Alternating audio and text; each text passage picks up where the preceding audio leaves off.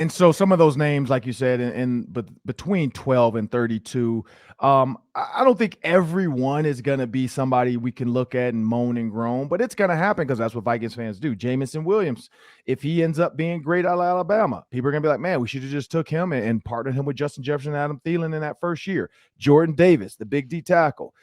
He could play in his starting his 3-4 defense. Kyle Hamilton, we're going to have a direct impact conversation all the time about the Ravens, Kyle Hamilton, and the Vikings, Lewis Cine. Which was the better pick? You got Johan Dotson out of Penn State, the receiver. If you drop down, Kenny Pickett, some of those. Now, I did say try to trade with the Steelers. We knew the Steelers wanted a quarterback. If they traded up, they would have went and got Kenny Pickett. I would have just reached out to see what they'd be willing to do because they really want their quarterback. You could scare them in thinking like, hey, I know you guys want a quarterback. I do hear X. Could have been you could have said the Texans. The Texans are asking us for our pick, but we know we'd rather get it from you because we want the second round pick if that worked. Kenny Pickett, I don't think that's going to matter to us. Trent McDuffie, a cornerback, that's going to matter. The one I thought too, Kaiir Elam, because he's the corner taken after where I thought the Vikings should have dropped down to, which was 20. Now, of course, Trent McDuffie went after, so we can look at both. But Kaiir Elam, we're going to actually see him with the Buffalo Bills this year. So that'll be another one.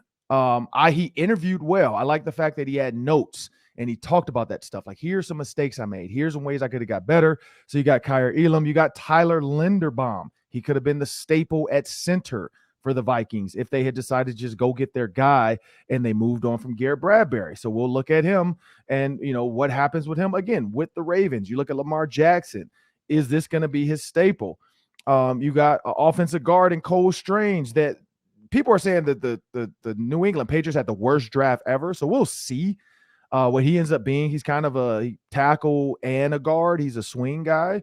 But if he comes out and starts and becomes a Pro Bowler for the Patriots, everybody, of course, is going to say, unless the Vikings, Ed Ingram, can come in and start this year at guard and do well, that's going to be another one that are going to make people want to look at it. Some of these other ones, Dexter Hill from Michigan, he was a safety taken right before Lewis Cine. It's funny, everybody's talking about Lewis Cine versus Kyle Hamilton. Nobody's talking about Daxton Hill out of Michigan. And so I like the thought of what the Vikings did. You went out and got a hitter. You went out and got a guy to partner with Harrison Smith. I liked it. I didn't mind it. I do think they could have got more to drop back 20 picks with the Lions and give the Lions that big of a jump up. Maybe the moment was too big. It was a quick, like, hey, we got to get this done. Let's see what we can get. If that seemed like the best deal for what they wanted, fine. They end up trading up. Nobody talked about that when they traded up to go get a guy they wanted. Everybody talked about the trade down. But you get Andrew Booth.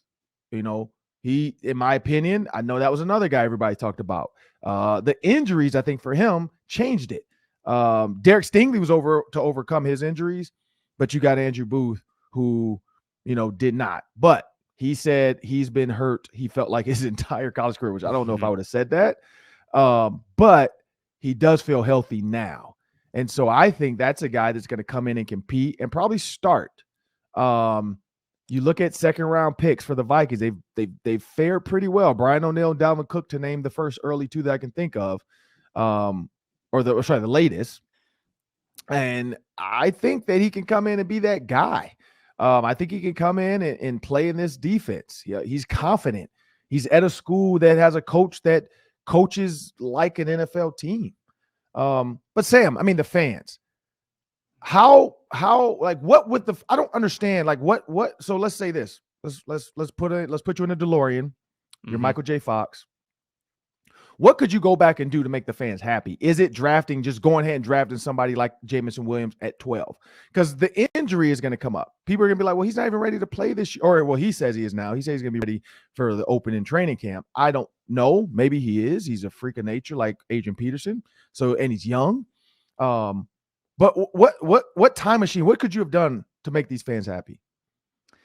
I think fans are pretty enamored with the sexy positions. So when you make trade backs and those teams take wide receivers, good wide receivers with those picks, it changes the narrative, right? I don't know if the Vikings can control that. I don't know if they can exactly know who a team is going to take. Maybe they had a hunch that the Packers were going wide receiver. Not sure about the Lions. But if the Lions move up and take Kenyon Green, like a guard, I don't think anybody's upset. I really don't. I think it's more about the player that those teams took. And I don't know if the Vikings are responsible, to control what those teams do. I Right. think that, certainly the Vikings walk out of this draft with a player in scene who may not be a starter right away, but he's a talented player. Booth, you think he might start? I think he could be kind of the utility corner for a little bit while he figures things out. I mean, I don't know if they necessarily got a lot of sexy positions like wide receiver. They didn't draft a quarterback. A lot of people wanted Malik Willis, Mhm. but what they did do is they added a lot of defensive talent for down the road, and they've had a void of young, strong defensive talent now for a while. So I think the early draft approach is actually pretty good. Mhm. But I think the fans, they look at who you could have had, who your rivals took instead, and they say, man, they didn't get this offense anything. And offense is what sells in this league. And the Vikings didn't really do a lot of that. Yeah, and so when you look at this draft, my favorite pick is going to have to be one. Andrew Booth is one. And I guess I don't have one. I can't just do one. I'm three. I like three. Andrew Booth is one. Brian Asamoah is two. And then my third is going to be Akayleb Evans out of Missouri. The reason for it is the issue everybody talked about was cornerback.